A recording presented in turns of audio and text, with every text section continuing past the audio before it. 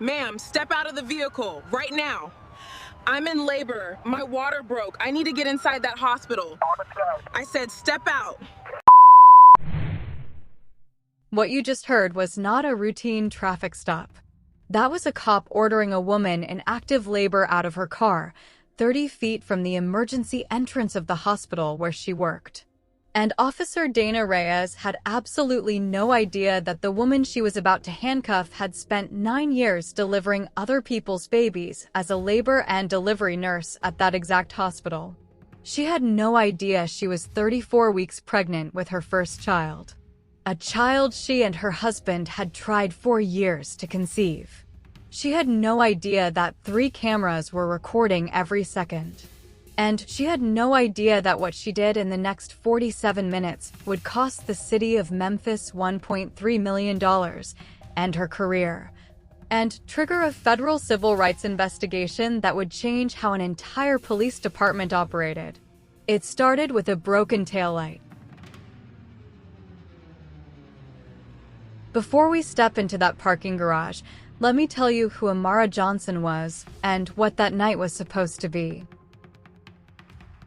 Amara was 31 years old. She had a Bachelor of Science in Nursing from the University of Memphis and a master's degree in maternal fetal medicine. She had worked for 9 years at St. Francis Hospital, the very hospital whose parking garage she was pulling into when Reyes stopped her. She had delivered over 400 babies. She knew, with medical certainty, what active labor felt like. And she knew that the contractions she'd been feeling for the last 40 minutes were not false labor. That Thursday, Amara had worked a 12-hour shift. She had helped deliver 2 babies that day. She had driven home, eaten dinner with her husband Marcus, and been getting ready for bed at 9:30 when the first contraction hit. She had her hospital bag in the back seat, her birth plan in her purse, her OB's number already pulled up on her phone. She was 30 seconds from the hospital entrance when she saw the blue lights in her mirror. Officer Dana Reyes was 34 years old, 7 years on the force. Her body camera was on. Her dash camera was recording. The parking garage security camera above them was recording. Reyes approached the window. Amara had it down before she reached her. Amara, officer, I need to tell you something urgent. I am in active labor. I am 34 weeks pregnant. I need to get inside that hospital right there. I am a nurse. I work there. Reyes, license and registration. Amara, did you hear what I said? I am having contractions every 3 minutes. Reyes, ma'am. License and registration. Amara handed her documents. Reyes walked back to her car. She ran her license. Everything came back clean. No warrants. No criminal history. Current registration. Perfect record. While she sat in her patrol car, Amara had 2 more contractions. 2 minutes and 40 seconds apart. Reyes returned to the window. What she said next set everything in motion. Reyes, I'm going to need you to step out of the vehicle. I have reason to believe there may be contraband inside. Amara, contraband. Officer, I am a labor and delivery nurse in active labor. I am 8 months pregnant. What is the specific, articulable basis for a search? Reyes, I'm detecting an odor. An odor. That was the legal basis offered, on camera, for ordering a woman in active labor out of her car 30 seconds from the hospital entrance. A claim requiring 0 documentation, 0 specificity, 0 corroboration. The kind of claim documented in racial profiling cases across this country for decades. Amara, officer, I am going to state clearly for the camera, I am in active labor. My contractions are less than 3 minutes apart. If you detain me and something happens to this baby, you bear legal responsibility for that outcome. I am asking you to let me reach the emergency entrance. Reyes, final warning. Step out of the vehicle. Amara looked directly at the body camera on her chest. Amara, I am complying under protest with an unlawful order. I am in active labor. I have provided all documentation. My record is clean. This stop has no legal basis. She opened the door. She was 8 months pregnant. Getting out took a full 30 seconds. Reyes did not offer her hand. She stood 3 feet away with her hand resting on her service weapon, watching. At what point in this stop do you think Officer Reyes crossed the line? The moment she ignored her medical emergency? The odor claim? Or the very first second she pulled her over? Drop your answer in the comments right now. Reyes searched the vehicle. She found nothing, because there was nothing to find. 11 minutes into the search, a hospital security guard named Thomas Reeves walked over. She knew Amara. She had worked at St. Francis for 9 years. Reeves, officer, I know this woman. She works here. She's one of our nurses. She needs to get inside. Reyes, sir, step back. This is a police matter. Reeves stepped back, but he had already taken out his phone and was recording. Reyes found nothing. She closed the car door.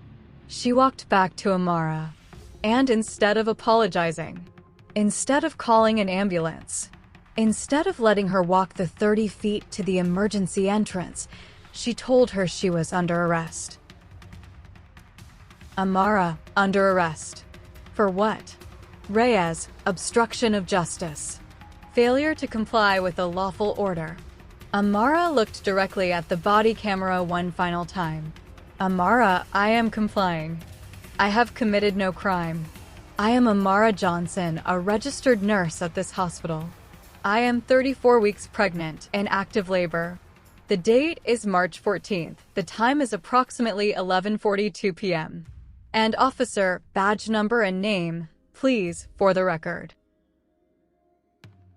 Reyes did not respond. She put the handcuffs on her. Amara did not resist. She did not cry. She stood as straight as she could with her hands cuffed behind her back and waited. Reyes placed her in the back of the patrol car. The seat was hard plastic. Her wrists were cuffed behind her. Every contraction meant bracing herself against the seat with nowhere to put her hands. She sat in the front. She picked up her radio. Put it down. Picked it up again. Put it down. She knew. Whatever story she'd built around odors and obstruction, she knew. The hospital badge was still around her neck. The entrance was 30 feet away. She sat there for 4 minutes. Then her sergeant, James Okafor, radioed in. Someone at the hospital had called the precinct directly. Okafor, Reyes. Is the detainee pregnant? Reyes, affirmative. Okafor, is she in labor? Reyes, she states she is. Okafor, she states? Reyes, get EMS to your location now and call me back in 2 minutes. Dr. Patricia Ewan, the hospital's patient safety officer, arrived in the garage at 11:53 p.m. She saw a black woman, visibly pregnant, in handcuffs in the back of a police car, pressing her forehead against the window during a contraction. Dr. Ewan did not ask anyone's permission. She called the chief of medicine. She called the hospital's legal emergency line. And she walked directly to the patrol car and knocked on the window. Dr. Ewan, officer, I am the patient safety officer of this hospital. The woman in your vehicle is a member of our medical staff. She is in active labor. Release her to our care now, or I will prevent you from leaving this garage until our attorneys and EMS arrive. Sergeant Okafor arrived 30 seconds later. He took one look at the scene, handcuffed pregnant woman, hospital safety officer, security guard, still recording, 3 cameras, and made one decision. Okafor, remove the cuffs. Now. The handcuffs came off at 11:58 p.m. Amara had been in them for 16 minutes. Zoe Marcus Johnson was born at 2:17 a.m. on March 15th. 5 pounds, 9 ounces. She spent 11 days in the neonatal intensive care unit. The doctors attributed the complications, in part, to maternal stress during active labor. Amara cited case law during a traffic stop while she was in active labor. She said the word labor 8 times in 47 minutes. And she still ended up in handcuffs. What does that tell you about this system? Drop your thoughts below. Amara spent 5 days in the hospital. During those 5 days, she made 4 phone calls. The first went to the NAACP Legal Defense Fund. The second went to civil rights attorney Victoria Chambers. The third went to the ACLU of Tennessee. The fourth went to a journalist at the Memphis Commercial Appeal. She was not seeking revenge. She was building a case. Because what happened to her in that parking garage was going to mean something beyond her own suffering. The lawsuit was filed 14 days after Zoe's birth. 27 pages. It alleged unlawful traffic stop, unlawful search without probable cause, unlawful arrest, deliberate indifference to a serious medical need, racial profiling, and negligent supervision. Because Reyes's transfer to night patrol had followed a prior complaint the department never properly investigated. Victoria Chambers held a press conference outside the Memphis courthouse. She was precise, controlled, and said 11 words that appeared on the front page of 6 national newspapers. They handcuffed a woman in labor. The cameras got all of it. The city's legal team watched the footage, then watched it again, then called an emergency meeting with the police chief, the city manager, and the mayor. The internal memo from that meeting, later obtained through a public records request, stated, "The footage is unambiguous. The search was unlawful. The arrest was unlawful. The detainee was in active labor and the officer was informed multiple times on camera. We have no viable legal defense. We need to discuss settlement parameters immediately." Thomas Reeves's phone video, 43 seconds of Amara gripping the side of a patrol car during a contraction, was shared by a Memphis news station at 7:14 a.m. on March 15th. 4 million views in the first 6 hours. 14 million by end of day. 60 million across all platforms within a week. Medical professionals shared it everywhere. Labor and delivery nurses posted response videos. OBGYNs gave interviews about the documented medical risk to Amara and Zoe during those 47 minutes. Legal scholars broke down every constitutional violation, one by one, on camera. This was no longer just a Memphis story. While the lawsuit moved forward, journalists began pulling Memphis Police Department stop data. Black drivers in Memphis were stopped at a rate 2.6 times higher than white drivers. Vehicle searches were initiated 3.1 times more often when the driver was black. And the contraband discovery rate was significantly lower for black drivers, meaning they were stopped more, searched more, and were less likely to actually be doing anything illegal. Reyes's own numbers were worse than the department average. Over 7 years, she had initiated searches of black motorists at a rate 4 times higher than her white colleagues in the same patrol zones. 12 prior complaints. 3 for excessive escalation. 2 for unnecessary detention. 7 closed without action. Her transfer to night patrol 3 months before the Amara Johnson stop had come after complaint number 12. A brief note was added to her file. That was all. Officer Dana Reyes was placed on administrative leave the morning after the incident. She was terminated 8 weeks later. The termination letter cited unlawful search without probable cause, unlawful arrest, deliberate indifference to a known medical emergency, violation of department use of force policy, and conduct unbecoming of an officer. Her union reviewed the footage. Her appeal was withdrawn 12 days later. No comment was given. Sergeant Okafor received a formal reprimand for the 4 minutes that passed between learning Amara was in labor and ordering the cuffs removed. For minutes during which she had the authority to act and did not. That reprimand was placed permanently in her file. The Tennessee Bureau of Investigation opened a civil rights inquiry into the Memphis Police Department's stop and search practices.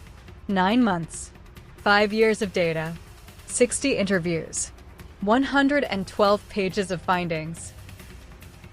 The Memphis Police Department entered into a consent agreement, mandatory implicit bias training for all officers, an early warning system for officers with patterns of disproportionate stops, a civilian oversight board with real investigative authority, required action on every complaint, and for the first time in any American city, a formal police training module on interacting with pregnant individuals.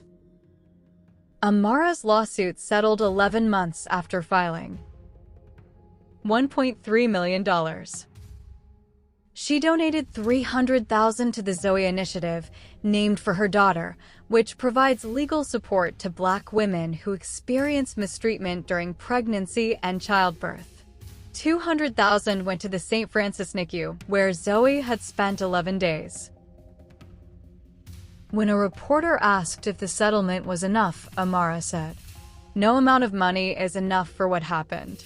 Not to me, and not to the thousands of women who experienced worse and never got a camera, never got a lawsuit, never got a settlement. I took this case because I had the resources and the knowledge to fight. Most women don't. The system needs to be the thing that changes, not just the number on a check." Amara Johnson had a master's degree. She had 9 years at the hospital. She had her badge around her neck. She was 30 feet from the entrance. She said the word labor 8 times. And she still ended up in handcuffs. Now think about every woman who doesn't have those credentials. Every woman who doesn't know the case law. Every woman whose story isn't captured by 3 cameras and a security guard who kept his phone out. Think about the fact that Black women in the United States die in childbirth at 3 times the rate of white women, regardless of income, regardless of education. What happened in that parking garage was not an isolated incident. It was a collision between 2 epidemics, racial profiling and Black maternal mortality. Amara named her daughter Zoe. It means life. Zoe is healthy. She is walking. She has her mother's eyes. The Zoe Initiative has provided legal support to 47 women in its first year. The Memphis Maternal Health Protocol has been adopted by 6 other police departments across Tennessee. Not every case of racial profiling ends with a settlement, but this one did, and that matters.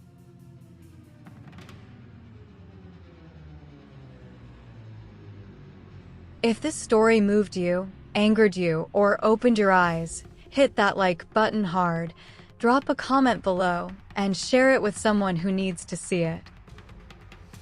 Do you think $1.3 million was enough? What would real accountability look like? Let me know below. Subscribe and turn on notifications. We bring you these raw, unfiltered bodycam justice stories every single week. We'll see you in the next one.